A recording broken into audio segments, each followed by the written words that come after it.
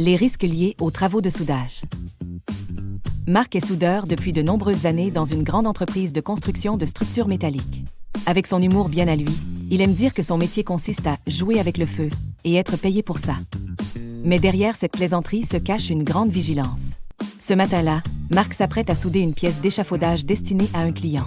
Avant même d'allumer son chalumeau, il suit son rituel de préparation avec précision.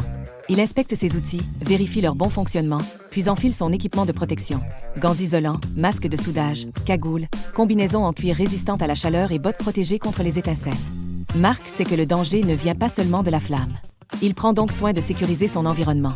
Il éloigne tous les matériaux inflammables ou susceptibles d'exploser au contact d'une étincelle. Alors qu'il commence à souder une pièce de métal, Marc se rappelle que le soudage comporte plusieurs risques. Les brûlures sont fréquentes et rapides. Un éclat de métal en fusion ou le contact avec une surface chaude peut causer de sérieux dommages. Le rayonnement de l'arc, invisible mais perçant, menace les yeux et peut provoquer des brûlures à la cornée et à la rétine. Les fumées et les gaz toxiques qui s'échappent du métal en fusion sont tout aussi dangereux. Ils peuvent provoquer des troubles respiratoires si l'on n'agit pas avec précaution. Il faut donc bien ventiler son poste de travail. De plus, l'ergonomie n'est pas à négliger. Le travail prolongé en ayant une posture penchée vers l'avant entraîne des douleurs au cou, par exemple.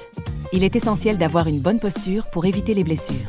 Grâce à sa grande vigilance, Marc termine sa tâche sans incident.